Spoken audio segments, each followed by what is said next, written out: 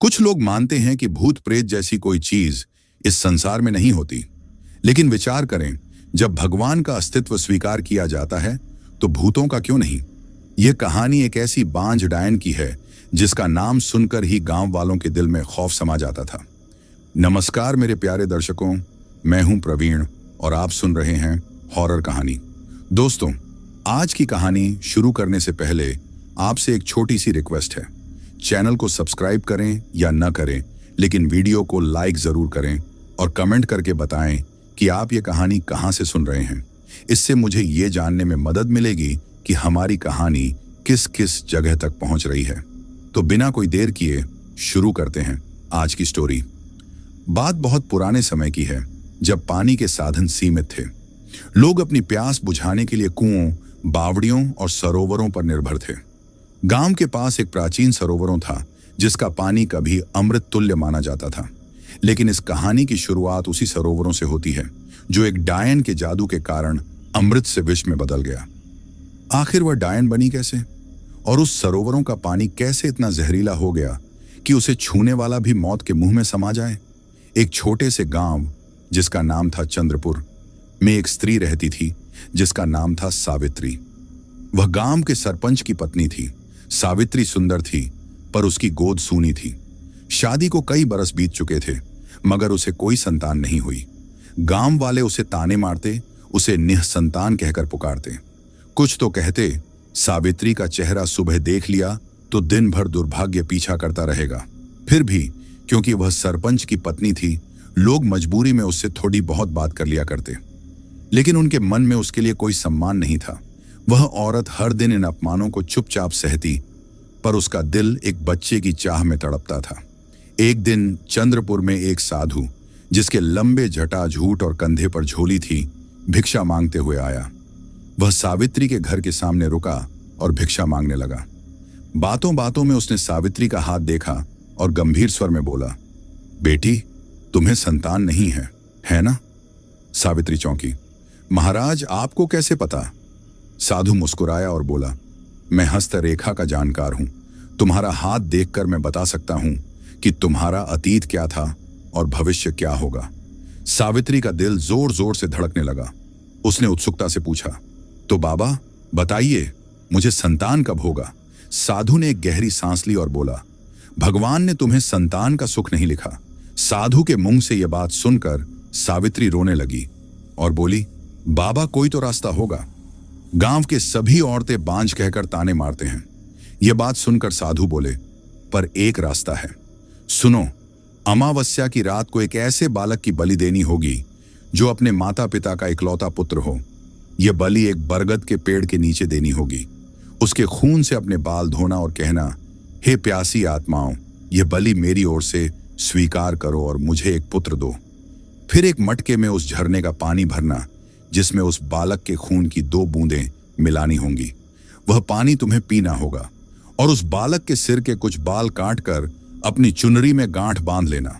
ऐसा करने से तुम्हें अवश्य पुत्र प्राप्त होगा। इतना कहकर साधु भिक्षा लेकर चला गया। सावित्री का मन अंधेरे में डूब गया। वह सोचने लगी कि क्या यह सचमुच संभव है। संयोग से ठीक 3 दिन बाद अमावस्या की रात थी। सावित्री ने उसी रात को अपने पति के छोटे भाई की इकलौती संतान, अपने भतीजे को चुना। उसने रात के अंधेरे में चुपके से उस मासूम को बरगद के पेड़ के नीचे ले जाकर बलि दे दी। उसने खून की 2 बूंदें झरने के पानी में मिलाकर पी लिया और बालक के सिर के कुछ बाल काटकर अपनी चुनरी में गांठ बांध ली। फिर बिना पलटकर देखे वह अपने घर लौट आई।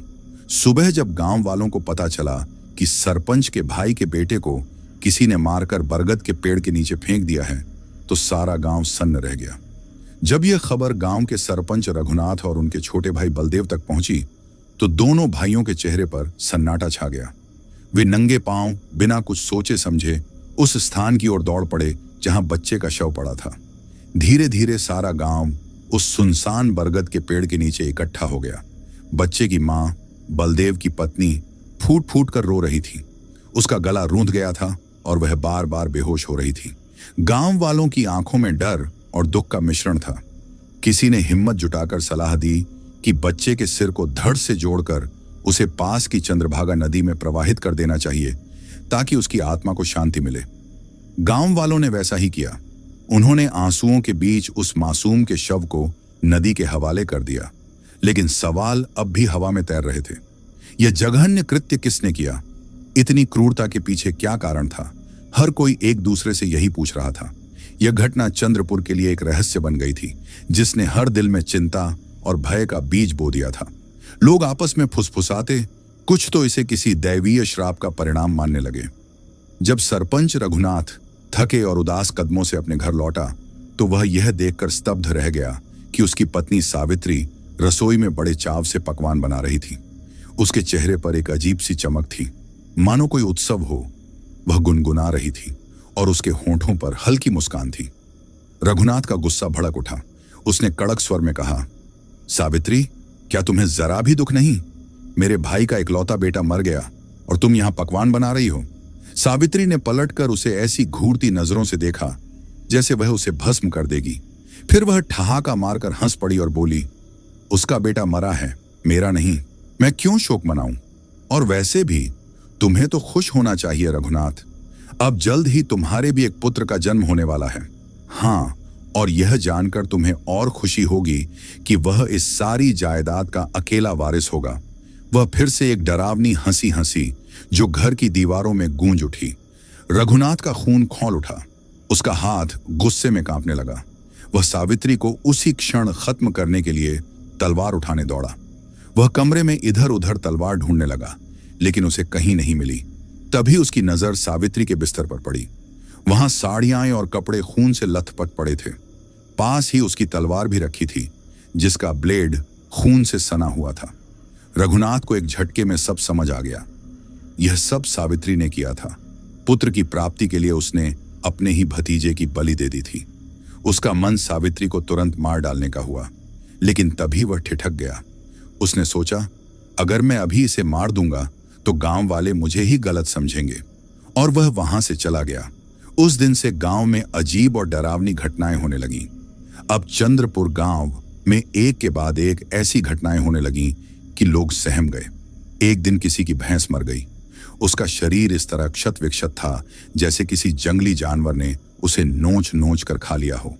उसके अंग इधर उधर बिखरे पड़े थे और खून की बदबू से सारा इलाका गंधा रहा था।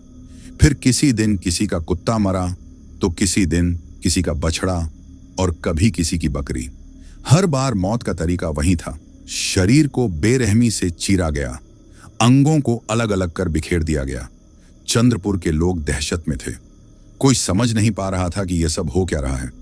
कुछ बुजुर्ग इसे किसी श्राप का परिणाम मान रहे थे, तो कुछ इसे किसी अदृश्य शक्ति का खेल। रातें अब पहले जैसी शांत नहीं थीं। हर तरफ एक अजीब सा सन्नाटा और डर पसरा रहता था। एक रात की बात है। सरपंच रघुनाथ, जो अब भी अपने भाई बलदेव के बेटे की मौत के सदमे से उबर नहीं पाया था, अपने घर के मुख्य द्वार के पास सो रहा था। भादों की काली रात थी, जब आसमान में बादल घने थे और चांद की रोशनी कहीं खो सी गई थी। चारों तरफ से डरावनी आवाजें आ रही थीं। कहीं सियार चीख रहे थे, कहीं कुत्ते भौंक रहे थे। ऐसा लग रहा था जैसे यह रात कोई भयानक तूफान लाने वाली हो।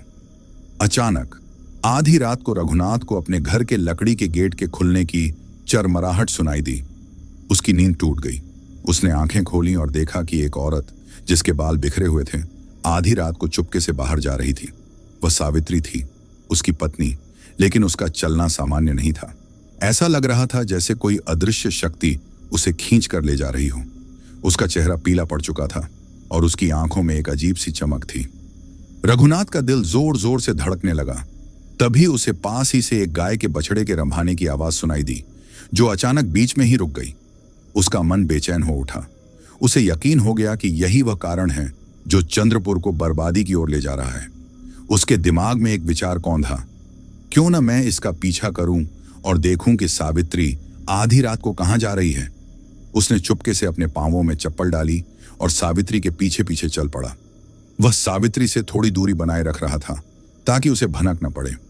कुछ दूर चलने के बाद रघुनाथ ने जो देखा, उससे उसके पैरों तले जमीन खिसक गई। पड़ोसी की गाय का बछड़ा, जिसे वह सुबह देखकर आया था, उसका कटा हुआ सिर जमीन पर पड़ा था। खून की धार अभी भी बह रही थी और हवा में मौत की गंध फैल रही थी। सावित्री उस बछड़े के धड़ को खींचते हुए पास के एक प्राचीन पीपल के पेड़ की ओर जा रही थी। रघुनाथ ने छिपकर सब देखा। सावित्री रुक गई। उसने धड़ को पीपल के नीचे पटका और एक भयानक स्वर में चीख कर कहा, ये लो प्यासी आत्माओं, मैं तुम्हारे लिए भोजन लाई हूं। सरपंच रघुनाथ यह सब एक प्राचीन बरगद के पेड़ के पीछे छिपकर देख रहा था। उसका दिल जोर जोर से धड़क रहा था और उसकी सांसें थम सी गई थीं।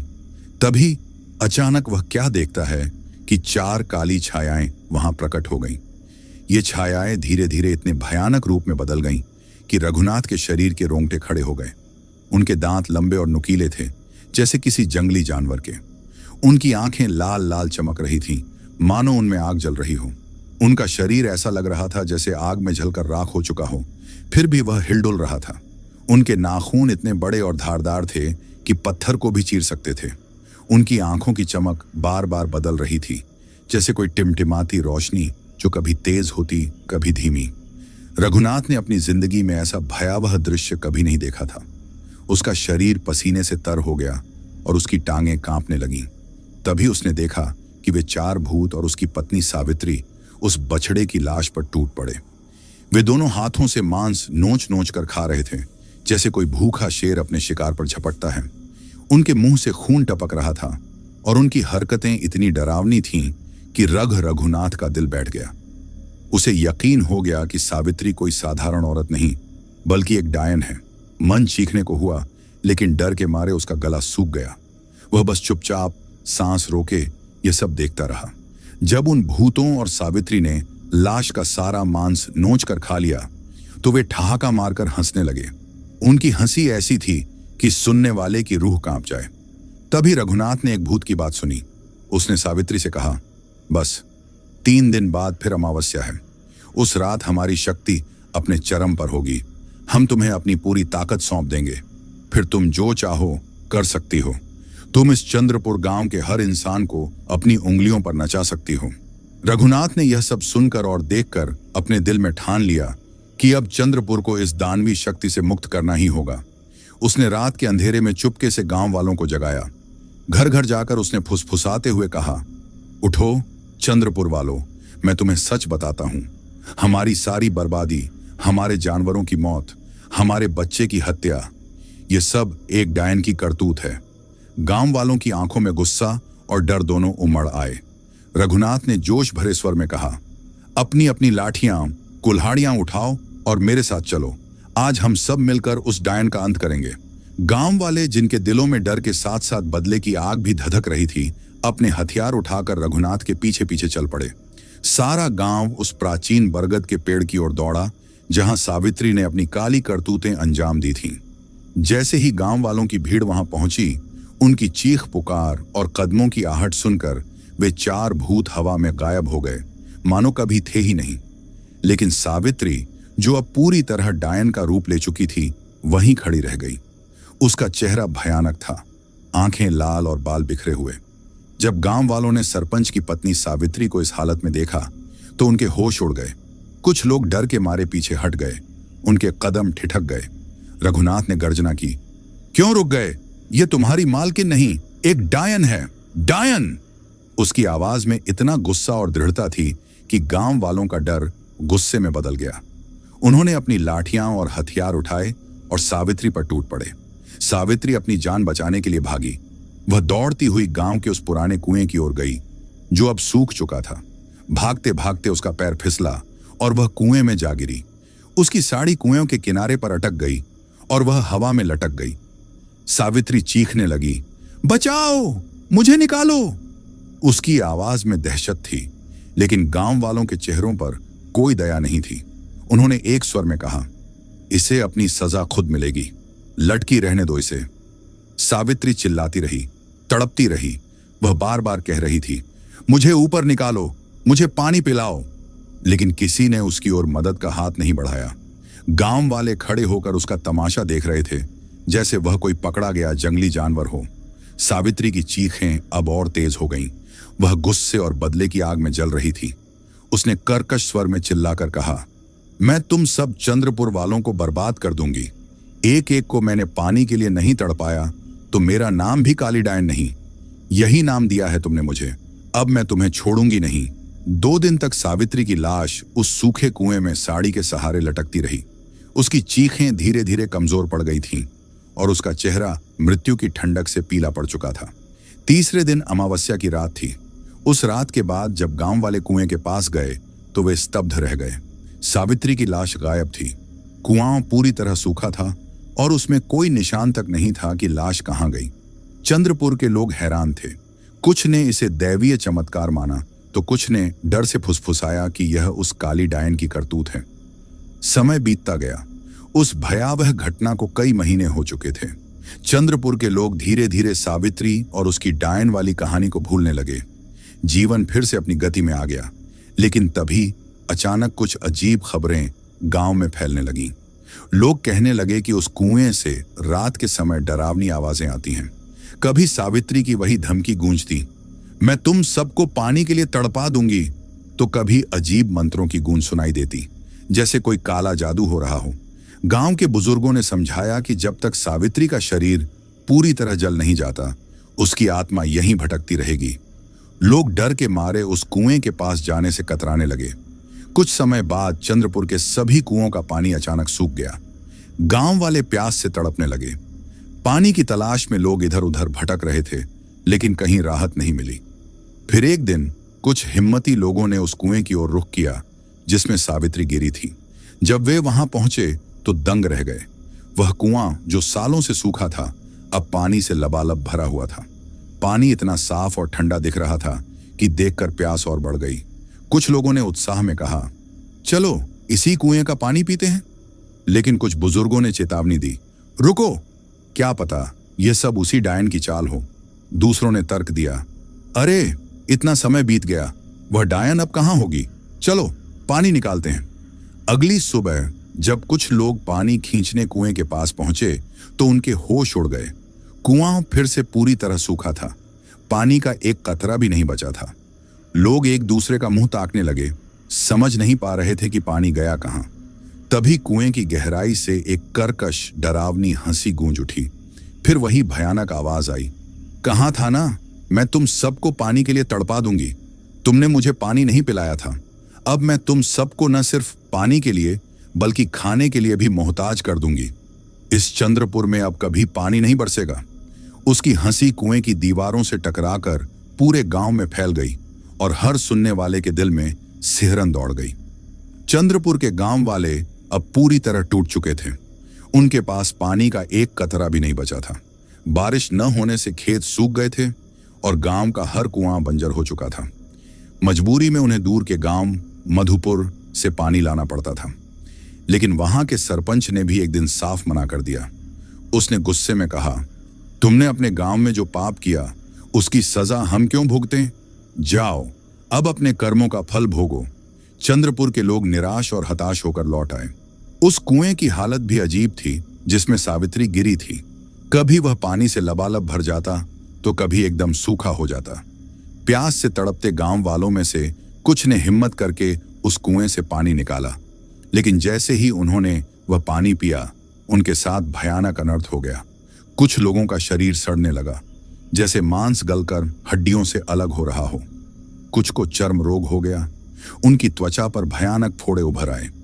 कुछ के हाथ पैर गलने लगे और वे दर्द से चीखने लगे। ये भयावह दृश्य देखकर बाकी गांव वालों में दहशत फैल गई। अब कोई उस कुएं को छूने तक को तैयार नहीं था। चंद्रपुर में जैसे मातम छा गया था। लोग भूख और प्यास से तड़प रहे थे। हर तरफ हाहाकार मचा था। गांव वाले अपने पिछले जन्मों के पापों को कोसने लगे।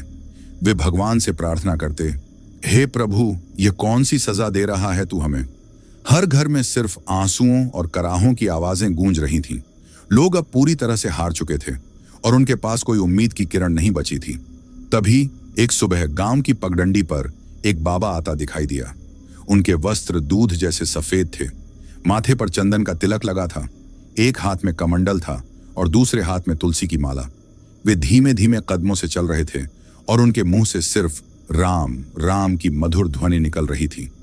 उनकी शांत और तेजस्वी आंखों में एक अजीब सी शक्ति झलक रही थी। जैसे ही गांव वालों ने उन्हें देखा, उनकी आंखों में उम्मीद की चमक जाग उठी। लोग दौड़कर उनके चरणों में गिर पड़े। बच्चे, बूढ़े, जवान सबने एक स्वर में विनती की, बाबा, हमें इस संकट से बचाओ, हमारी जान लेने वाली इस डायन से हमें मुक्ति दिलाओ। क्या बाबा चंद्रपुर के गांव वालों की इस पीड़ा को दूर कर पाए? अगर आप इन सवालों के जवाब जानना चाहते हैं तो कहानी के अंत तक जुड़े रहें। और हाँ, अगर आपने अभी तक चैनल को सब्सक्राइब नहीं किया है तो अभी कर लीजिए, ताकि ऐसी ही रोमांचक और खौफनाक कहानियों का एक भी अपडेट मिस न हो। और अगर आप पहले ही हमारे परिवार का हिस्सा बन चुके हैं तो दिल से आपका शुक्रिया। तो चलिए कहानी को आगे बढ़ाते हैं। बाबा ने शांत और गंभीर स्वर में पूछा, बताओ चंद्रपुर के लोगों, तुम सब इतने परेशान क्यों हो? क्या विपदा आ पड़ी है? सरपंच रघुनाथ ने कांपते हुए कदमों से आगे बढ़कर बाबा के सामने सारी घटना विस्तार से बताई। उसने सावित्री के डायन बनने, गांव में हुई भयानक घटनाओं और उस कुएं के पानी के जहर बनने की पूरी कहानी सुना दी। बाबा ने गहरी सांस लेते हुए कहा, चिंता मत करो, मैं तुम्हारी इस मुसीबत में अवश्य मदद करूंगा, लेकिन इसके लिए मुझे अपने शिष्य विमल की सहायता चाहिए। वह न केवल साहसी और बुद्धिमान है, बल्कि उसका हृदय भगवान के प्रति अटूट श्रद्धा से भरा है। मैं कल सूर्योदय से पहले उसे लेकर यहां आऊंगा, तुम लोग धैर्य रखो। इतना कहकर बाबा उस दिन के लिए वहां से चले गए। अगले दिन जब आकाश में सूरज की पहली किरणें भी नहीं फैली थीं, बाबा अपने शिष्य विमल के साथ चंद्रपुर पहुंच गए। विमल एक युवा, तेजस्वी और नन्हा सा किशोर था, जिसके चेहरे पर आत्मविश्वास और शांति की चमक थी। गांव वालों ने बाबा और विमल का स्वागत किया और उनके चरणों में प्रणाम किया। बाबा ने तुरंत काम शुरू करने का आदेश दिया। उन्होंने कुछ गांव वालों से कहा, जाओ पूजा का सामान लेकर आओ। हवन के लिए हवन कुंड, लकड़ियां, घी और पवित्र जड़ी बूटियां चाहिए। मैं यहां कुएं के पास हवन करूंगा। फिर उन्होंने विमल को एकांत में बुलाया और गंभीर स्वर में कहा, विमल, तुम्हें इस कुएं के अंदर उतरना होगा। यह काम आसान नहीं है। तुम्हें उस डायन की आत्मा का अंत करना है, लेकिन कुछ बातें ध्यान रखनी होंगी। बाबा ने विमल को समझाया, सबसे पहले कुएं में उतरने से पहले सच्चे मन से भगवान का स्मरण करना, मन में राम का नाम जपते रहना। दूसरा, यह सुनिश्चित करना कि तुम्हारे मुंह में कुएं का पानी एक बूंद भी ना जाए, वरना तुम उस डायन की शक्ति के शिकार हो जाओगे। तीसरा, तुम्हें कुएं की सबसे गहरी तह यानी पाताल तक पहुंचना होगा, जहां उसकी आत्मा छिपी है। और सबसे जरूरी, यह काम सूरज डूबने से पहले पूरा करना होगा, क्योंकि जैसे ही सूर्यास्त होगा बुरी आत्माओं की शक्ति कई गुना बढ़ जाएगी और फिर तुम्हारा बचना मुश्किल हो जाएगा। विमल ने बाबा की हर बात ध्यान से सुनी और दृढ़ निश्चय के साथ सिर हिलाया। बाबा ने विमल को अंतिम निर्देश देते हुए कहा, सबसे पहले तुम्हें उस डायन के बाल काटने होंगे। उसके बाल उसकी शक्ति का स्रोत हैं। जब तक उसके बाल नहीं कटेंगे वह कमजोर नहीं होगी। जैसे ही वह पूरी तरह कमजोर पड़ जाए, तुम भगवान का नाम लेकर यह खंजर जो मैं तुम्हें दे रहा हूं उसका इस्तेमाल करना। उसकी आत्मा को मारने के बाद उसके शरीर को जलाना न भूलना। मैं यहां कुएं के पास यज्ञ करूंगा और मंत्रों से तुम्हारी रक्षा करूंगा। विमल ने बाबा की हर बात को गंभीरता से सुना और खंजर को अपनी कमर में खोंस लिया। तभी कुछ गांव वालों ने डरते हुए पूछा, बाबा, इस कुएं में तो पानी भरा हो सकता है, फिर विमल उसकी लाश को कैसे जलाएगा? बाबा ने शांत स्वर में जवाब दिया, तुम्हें लगता है कि यह कुआं सिर्फ पानी से भरा है? नहीं, यह कुआं पाताल लोक का द्वार है। वहां सावित्री अपनी शक्तियों के साथ आत्माओं और भूत प्रेतों के बीच अपने ठिकाने पर रह रही है। पाताल में भी उनके घर होते हैं, जैसे हमारे यहाँ। गांव वालों को अब बात समझ में आई, लेकिन उनके मन में डर और उत्सुकता दोनों बढ़ गए। बाबा ने विमल की ओर देखा और दृढ़ स्वर में कहा, अब देर मत कर विमल, समय बहुत कम है। जाओ और इस दानवी शक्ति का अंत करो। विमल ने गहरी सांस ली, मन ही मन भगवान राम का नाम जपा और कुएं के किनारे पर खड़ा हो गया। उसने एक बार बाबा की ओर देखा, फिर बिना हिचकिचाए कुएं में छलांग लगा दी। इधर बाबा ने हवन कुंड में अग्नि प्रज्वलित की और मंत्रों का जाप शुरू कर दिया। मंत्रों की गूंज कुएं के आसपास की हवा में फैलने लगी और गांव वालों को एक अजीब सी शांति का एहसास होने लगा। जब विमल कुएं की गहराई में उतरा तो वह एक विशाल खंडहर नुमा जगह पर पहुंचा। चारों तरफ अंधेरा था, लेकिन हवा में एक ठंडी सिहरन तैर रही थी। दूर से मंत्रों की धीमी धीमी आवाजें आ रही थीं, जैसे कोई काला जादू हो रहा हो। विमल सावधानी से उस आवाज की दिशा में बढ़ा। वहां उसने जो देखा उससे उसका दिल धक से रह गया। एक औरत जिसके बाल बिखरे हुए थे और चेहरा भयानक एक आग के सामने बैठी थी। वह आहुति दे रही थी और उसके मंत्रों से आग की लपटें और तेज हो रही थीं। यह सावित्री थी, जो अब पूरी तरह डायन का रूप ले चुकी थी। विमल चुपके से उसके पास पहुंचा, लेकिन सावित्री को उसकी आहट मिल गई। वह एकदम पलटी और अपनी लाल चमकती आंखों से विमल को घूरने लगी। उसने कर्कश स्वर में पूछा, कौन हो तुम और यहां क्यों आए हो? विमल ने नन्हा सा किशोर होने के बावजूद डर को अपने ऊपर हावी नहीं होने दिया। उसने दृढ़ता से जवाब दिया, मैं विमल हूं। चंद्रपुर वालों ने मुझे तुम्हारा अंत करने के लिए भेजा है। सावित्री ने एक शैतानी ठहाका लगाया, तुम मुझ डायन को मारोगे? एक साधारण मनुष्य को गांव वालों ने भेजा और तू अपनी मौत को गले लगाने चला आया?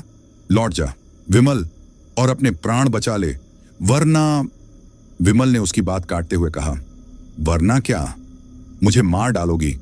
सावित्री ने अपनी लाल चमकती आंखों से विमल को घूरते हुए कहा, बड़ा समझदार है तू। उसकी आवाज में व्यंग्य और क्रोध दोनों थे। विमल ने नन्हा सा किशोर होने के बावजूद हिम्मत नहीं हारी। उसने दृढ़ स्वर में जवाब दिया, सुन डायन, अगर तू अपने प्राण बचाना चाहती है तो इस चंद्रपुर गांव और इस कुएं को हमेशा के लिए छोड़कर चली जा, नहीं तो मुझे तुझे मारना होगा। इतना कहते ही विमल ने अपनी पूरी ताकत से सावित्री पर हमला करने के लिए छलांग लगाई, लेकिन इससे पहले कि उसका खंजर सावित्री को छू पाता, वह एकदम हवा में गायब हो गई। विमल का वार खाली निकल गया। वह चौंक गया और इधर उधर देखने लगा। चारों तरफ सिर्फ अंधेरा और सन्नाटा था। तभी सावित्री की कर्कश हंसी कुएं की दीवारों से टकराकर गूंज उठी।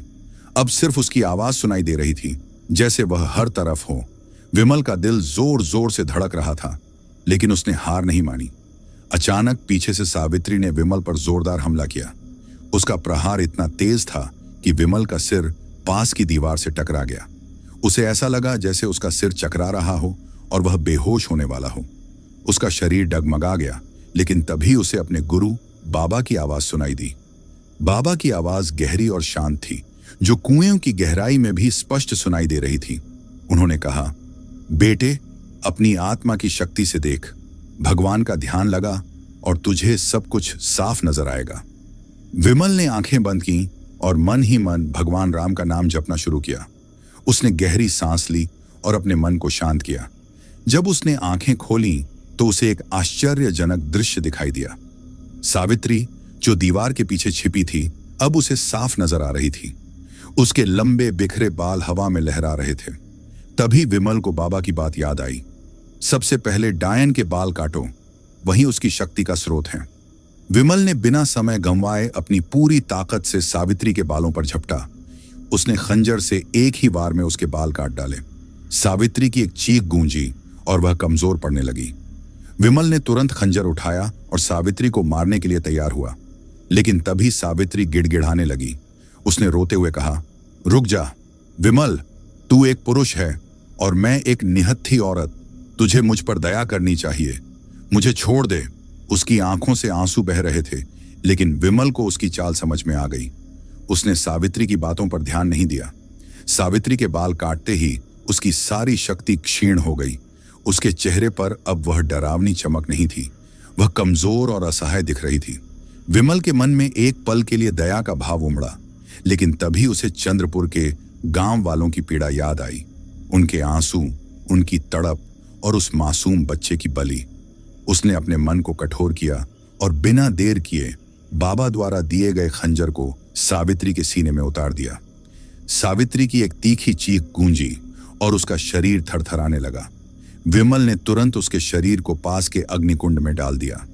आग की लपटें तेजी से भड़क उठीं और सावित्री का शरीर धीरे धीरे राख में बदलने लगा। तभी एक भयानक चीख के साथ सावित्री की आत्मा उसके जलते शरीर से निकली। वह चिल्ला रही थी, मैं वापस आऊंगी, मैं वापस आऊंगी। उसकी आत्मा कुएं की गहराई से ऊपर की ओर उड़ी और हवा में तैरती हुई दिखाई दी। गांव वालों ने जब यह भयावह दृश्य देखा तो उनके चेहरों पर दहशत छा गई। कुछ लोग पीछे हट गए तो कुछ बच्चों ने अपनी मां की गोद में मुंह छिपा लिया। लेकिन बाबा ने शांत और आत्मविश्वास भरे स्वर में कहा, अब डरने की कोई बात नहीं। चंद्रपुर वालों, इसका शरीर नष्ट हो चुका है। अब यह आत्मा तुम्हारा कुछ नहीं बिगाड़ सकती।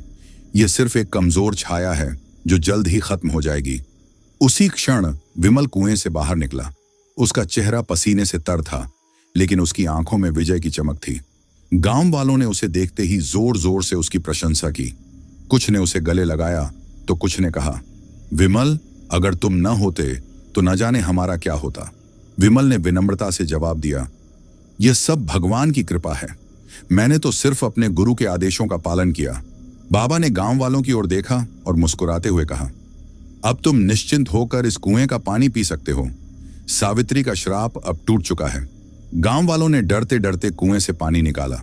जब उन्होंने उसे पिया तो वह पानी शुद्ध और मीठा था, जैसे अमृत। सभी के चेहरों पर खुशी की लहर दौड़ गई। उन्होंने बाबा और विमल का आदर सत्कार किया, उनके लिए भोजन और उपहार लाए।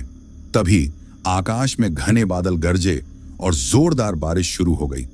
पानी की बूंदें धरती को सींचने लगीं और चंद्रपुर के लोग खुशी से झूम उठे। सूखे खेत फिर से हरे भरे होने की उम्मीद जागी और गांव में खुशहाली लौट आई। बाबा ने गांव वालों को अंतिम संदेश देते हुए कहा, याद रखो, मनुष्य अगर अपनी एक छोटी सी खुशी के लिए दूसरों का दुख और हत्या का रास्ता चुनता है तो वह खुशी नहीं बल्कि आत्मविनाश है। ऐसे लोगों को भगवान भी अपनी शरण नहीं देते। कुछ गांव वालों ने फुसफुसाकर कहा, क्या पता ये बाबा स्वयं भगवान का कोई रूप होकर आए हों। दोस्तों, तो ये थी चंद्रपुर की काली डायन की कहानी। आपको ये कैसी लगी मुझे नीचे कमेंट करके जरूर बताएं। धन्यवाद।